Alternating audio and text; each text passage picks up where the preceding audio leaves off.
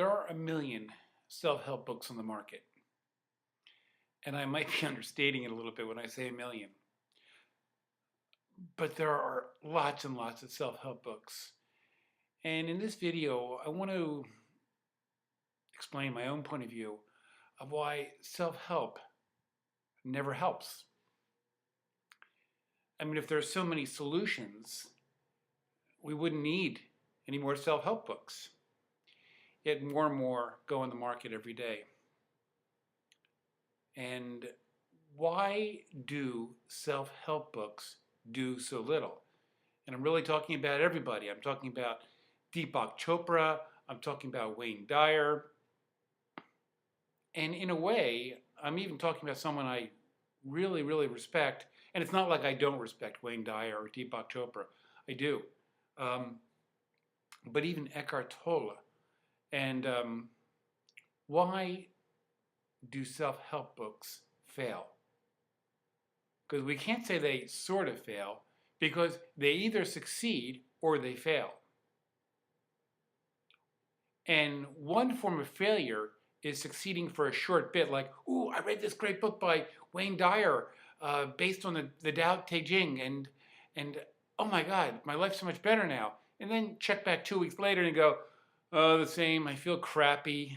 I'm completely freaked out about my future. Oh God, I'm so royally screwed. So why do they fail?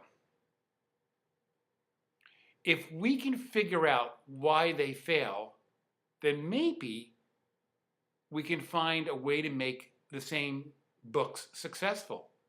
Because if Eckhart Tolle fails, he also succeeds. He fails with some, most, and succeeds with some, fewer. But he could succeed with nearly everyone, I believe. And here's the reason why. What blocks full awakening? That's the question. The answer is the belief in me. That's what blocks it. I believe that I exist as an independent and separate entity. And that is the obstacle, that belief. Now let's go back to the original question. Why do self-help books fail? They fail because they say, well, there's something wrong with you. And in doing that, they reiterate our primal invalidation. So, of course, the little baby that was invalidated so many years ago, and then hears, oh, there's something wrong with you. The first thing the little baby, now adult, will say is, yep, there is something wrong with me. I agree. Now, read on. Okay? So we read on. There's something wrong with me. So what happens is a second me is created to repair the first me. Now there are two me's. A me with problems, yes, I agree with that, and a me that will do the necessary repairs and will in fact extinguish the broken me, the flawed me. Can you see the problem? The belief in a separate, independent me is sustained in self-help. That's one of the beauties of beautiful messages from people like Scott Killaby, John Wheeler, Sailor Bob Adamson, Nisargadatta. They ask a different question. And by the way, so does Eckhart Tolle. But because the question is so radical, we don't really get it. And I think Deepak Chopra does this too. So, we need to give credit for wisdom where credit is deserved, and it is deserved in these cases. We need to go, how do we get around this problem of me? I am what is blocking, this belief in me is what's blocking sustainable happiness. And what people like Sailor Bob and Scott Killaby and a woman I discovered on the internet, Annette Nibley, say is, and they say it very eloquently, they say, look for this me. see if it is anything but a collection of ideas and thoughts which through habit and conditioning we believe very deeply. In fact, it is probably the deepest belief we have. Now, you might say, well, wait a second, whoa, whoa, whoa. You're contradicting yourself. You said now there's two me's. There's the me who's looking, and we're looking for this me that's a problem me. That's not it at all. Because now let's step back for a minute. All of these, people say that we are in fact the ever-present awareness that allows all of this to be. And we are this arising now, all of this. We are this resonant presence, awareness, which can never be harmed, can never be hurt, which is never insecure, which has neither a past nor a future.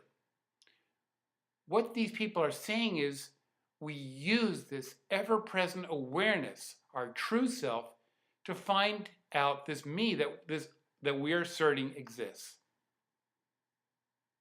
See, what they're doing is they're not creating a second me.